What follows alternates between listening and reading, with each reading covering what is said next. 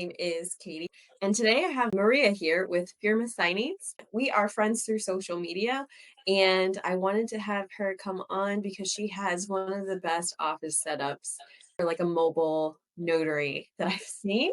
So she was nice enough to come on and talk to us about it. Aw, thank you. I'm so honored, of course. Yeah. Okay. So how long, a little bit of a background on you. How long have you been a notary?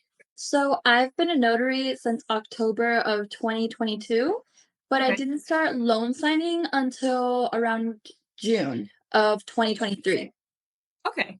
Yeah, Okay, and how have you liked it so far? I love it. I want to say I went full time October of 2023, ending of October, and it's been going so good for me. I mean, you know this. I quit my full-time job in October of 2023 and I have not looked back. And it's been such a roller coaster, but I'm really happy over where I am right now. Good, and congratulations, because that's like it took me a long time to be able to finally just go and I'm like, "All right, I got this. I can do this. I'm just gonna go full time." So, and it's super scary. It is scary. Everyone told me I jumped the gun quick, but it was just because I was getting so many clients out of nowhere that I was just like, listen, no, yeah, peace out. I'm out. I need to, go help my clients. They're waiting for me. So Yeah, yeah. And, so on that note, like, how do you like to market the most, if you don't mind me asking? of course. So I like to market the most in person. Okay. You can cold call, you can write emails, you can do all of that, but there's nothing like a in-person interaction with whoever you want to market to, or not only just market, but to actually build, friendships and, person thing for them to be like, okay, Maria is a very trustworthy person. She cares about our clients, she cares about the transaction. We'll always go with her. No, and I have tried pretty much every type of marketing that you can think of, like Google Ads, email marketing, cold calling, all of the other stuff. And unless I'm in front of the clients, it usually is not a knock in the park.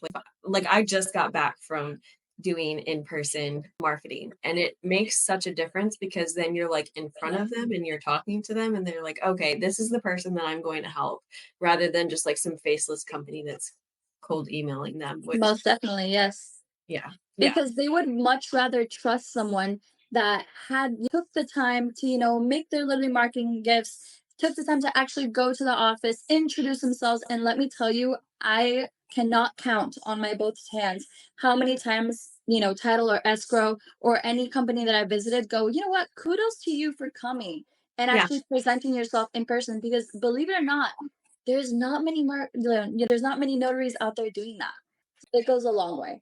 I think so too, and especially, like, I also think that the way that you market yourself on social media is also very good Yeah. because, um, like, we met through social media, and I've you don't necessarily, know you personally, like, I don't think we've ever met in person, but I feel I don't think like so. We almost did though, but I remember you were I in Miami for lunch with Emily, and I was just like, Mhm. "No, this closing that I have, like, it's taking like really long. Like, so I sorry." Like, I was this close to going, but then at the end, I couldn't.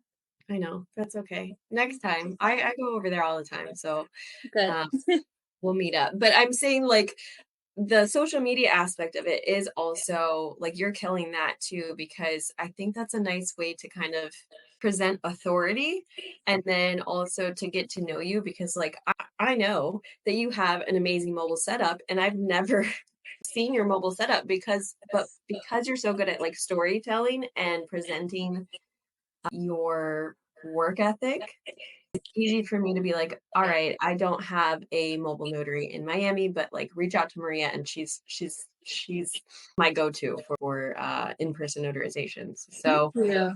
you're welcome. Oh, let's talk about a little bit more about your mobile setup. Do Yes. you like what's your setup? Okay.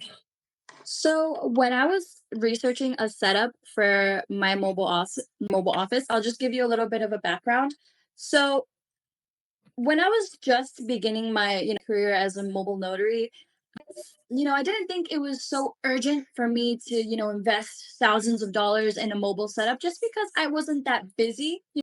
But I caught on to the fact that whenever I was in a closing, even if it was just one closing a week, back when I was part time, something would always come up.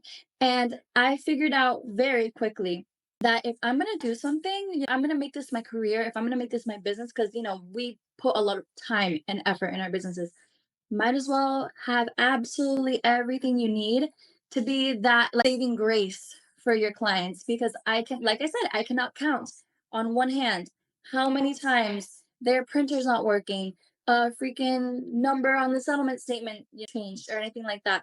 And you know what? If you tell them, hey, I'm sorry, I don't have a printer right now, let me go run and take 30 minutes to, print the document, they're just going to go with a notary who has a mobile office and can do it like this. Yeah. So you Yeah. have to also think of it as a service for your clients, just to have them at ease and Mhm. make the closing process that much smoother. So very quickly, after a talk with my family, honestly, very quickly I decided, you know what, it's the best thing for me, it's the best thing for my clients, and it makes me that much more reliable. So yes, it was a very quick but easy decision to finally invest in a mobile office. And so, like, how did you find out what to get? Because, like, if you go online, there's so many people that have a ton of opinions. So, like, you've had your mobile office. What do you find to be the best setup for notarizations? So there's a couple of ways you can do it. Mhm. And I honestly, I wanted something that wasn't a hassle and that didn't cost me an arm and a leg, you know? Yeah. So some notaries have their printer hooked up to their car battery. They have all these wires going on. And I salute them. I salute them because I could never figure out all those ropes and those, wires and stuff like that. I definitely wanted something very simple, very easy that I could just, pop in my car, boom, turn it on, everything good. And that for me was a generator. Mm. So when picking a generator, I did hit a few hurdles because at first I got the wrong generator. I got a very small generator, right? And I don't know, it worked the first time. I, turned on my printer, I printed a paper, everything good. And then the moment that I needed it, when I was in a closing, it pooped out, and I had no idea why. And after a talk with Jackery, maker of the generators, Mhm. they were such a big help in figuring out what wattage my printer needed and stuff like that. And we honestly figured out that the Jackery 1000 Plus was definitely the way to go. It's a very big generator, right? It's like a box. You've seen it. It's like a Yeah. box. You just plop it in there. You plug in your printer, you turn it on, and boom, the printer just starts. And Mhm. I found that so much easier than, hooking up a bunch of wires in my car and, maybe even putting a strain on my car battery because like I didn't want to do that either. So that was definitely like my saving grace. I love my Jackery. I love it so much. It costs, it was worth every single penny. Mhm. And another thing too, it is pricey. It's pricey, and I tell everyone this, listen, it's an investment, but let me tell you the amount of people that you're going to help with having a mobile office in your car, it pays for itself. It really does. It pays for itself. So it was totally worth it. Because, like, I can't tell you the same thing for me, even though, like, it's a little bit easier for Ron, you're doing remote online notarizations, like Yeah. the simple fact of like changing out some of the papers.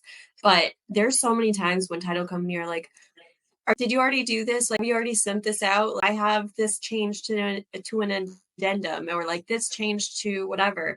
And in the beginning, I didn't think that that was going to happen. Like, I never saw anything in the trainings that like it's normal for title companies to have like last minute changes. But if you're Yeah. newer, anticipate that because that happens.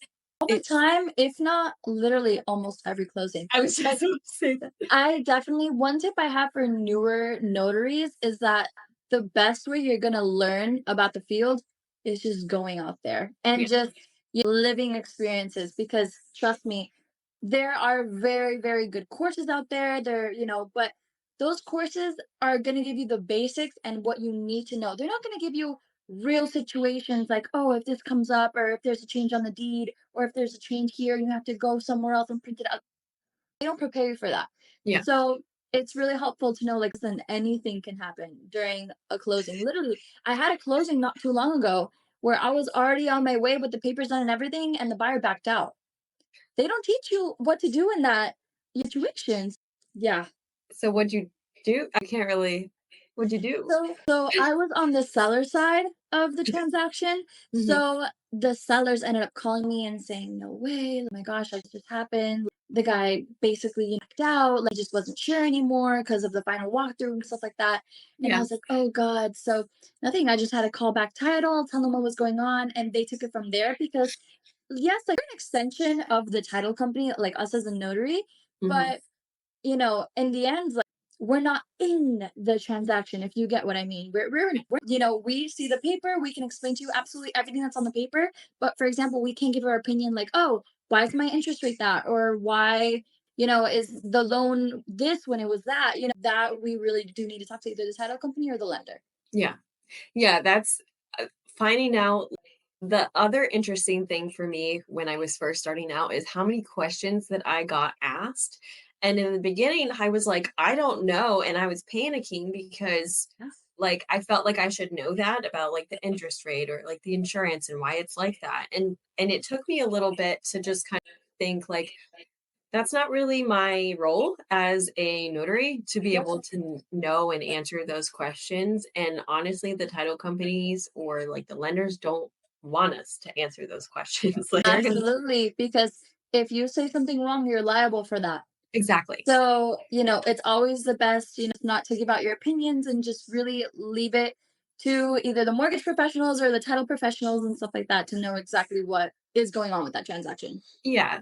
Yeah, because there's times where people are like, "Well, I thought that they took out this part and it shouldn't be there as like charge." And so I'm like, "I don't know. Let me have you call title or like we call title together." And they're like, "Oh, well, if you saw down on like line item 43, got added back in." And I'm like, Okay, well, there's your answer." And I as the note I have no like sometimes we're looking at the paperwork at the same time. So it's like, as much as I would like to help, I also like my commission and Of course. so like Yeah. how do you navigate that as far as like what do you say? Because I have something that I usually say, but what do you say? Yeah. You never just want to say, hey, I don't know, or like, hey, this is not my job. Because, not only are you there to certify documents and stuff like that, but you're also there to help the person, to guide them. So, what I like to say all the time is listen, I don't have the exact information or the expertise to answer this question. It would be a lot better if, we can call your lender or your realtor or your title company, just to make sure we're all on track because I don't want to say something that maybe is not right or anything like that. I just let them know, like, hey, I really don't want to, in professional terms, I don't want to mess up. We should call someone because, like, I don't have the authority or the expertise to answer your questions. Yeah. So, That's a nice way. That's pretty much what I say. I'm like, I as much as I'd like to guess, I'm not going to. So like let's call yeah, someone that actually knows. especially when you say like I don't have the authority because we really don't. Yeah. And then as far as scheduling for when you do in person, like how many a day do you usually like to schedule before like you start getting super, super stressed? Like someone's starting out and they're like, how many should I start scheduling a day? Do you have any advice? Okay, for people that are just starting out, I Yeah. say get everything you can. Get everything you can. Obviously, don't overwhelm yourself. Like in the beginning, don't do more than like one or two closings a day. But I honestly say get as many as you can because the first thing and the most important thing a new notary needs is experience. Mhm. Experience. You just need to get that experience. You need to throw yourself out there. You got to make mistakes. You got to do all this because once start getting busier, maybe directly with title and stuff like that, there's really not that much room for mistakes. Yeah. So definitely you take whatever you can. I would do closings in the beginning. I would do closings that were an hour or two away, Yeah. and let's say they weren't paying the best, but at least I got so much experience that I still use today when I'm helping out my clients that are around the block. You definitely get as much as you can, but I wouldn't do more than one or two a day, if anything. And piggybacking on that, people have asked me as well, I'm a new notary, I'm just starting out. I don't know what closing to pick first. Like, what do I do? Like, type of closing, like reverse, a buyer, a seller, a refi. I always tell everyone, if I would have known, my first closing was, I think, a refinance or a reverse mortgage, over 200 pages. That was my first one. If I would have known that sellers are like 20, if anything, 15 to like 60 pages, I would have definitely gone with the seller. I tell everyone, listen, don't be afraid of those bigger packages because, you're going to get used to them and stuff like that. But if I could do it again, I would definitely do a seller as my first closing because Yeah. it's easier. No, as soon as like when I started doing sellers packages, okay, so just so that in case people don't know, the sellers packages don't have the loan documents. So it's literally usually under 40 pages.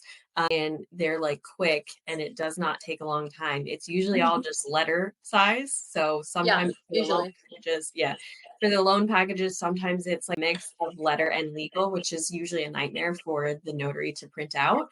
Um, yeah, I would do sellers all day. And Yeah.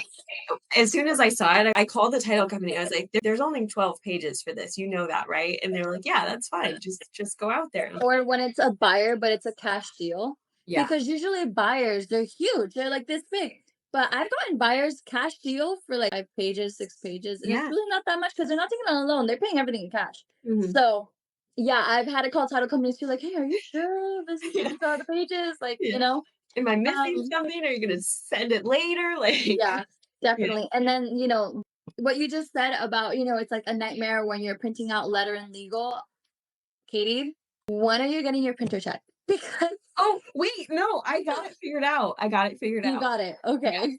Yeah, no, because like a side note is I've assigned Maria as like my troubleshooter for my printer because it's been giving me issues my whole entire life. My printer has just been Wow. my problem child. But it was the drum, and then basically all we had to do was order a new one and then get it switched out. And Awesome. yeah, Perfect. Okay, but piggybacking on that, get a double tray printer because I double have tray one. printers are the best.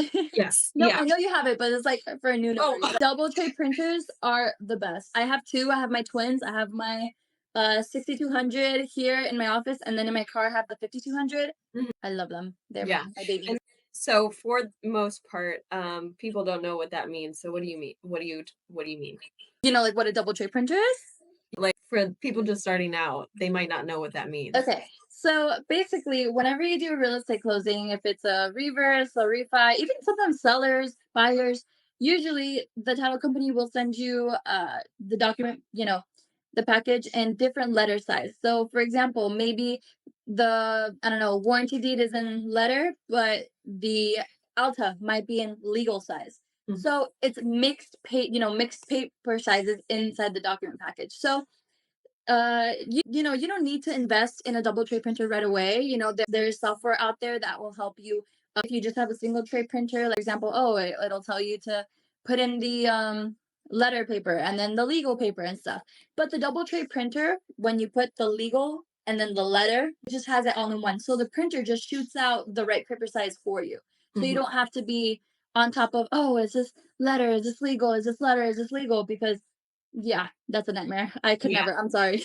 Well, no, because my workaround, because like I didn't have it working. So I Mhm. had to go through and like just get it figured out because I had to go through and I wrote down like which pages were letter and which Bro, pages were legal and then I switched it out like in between. I'm telling you. that's a nightmare. Absolutely not. Yeah. No, that's why it's there's a good amount of reasons why I switched to remote online notarization for like the most part cuz it's just the printer. It's the printer.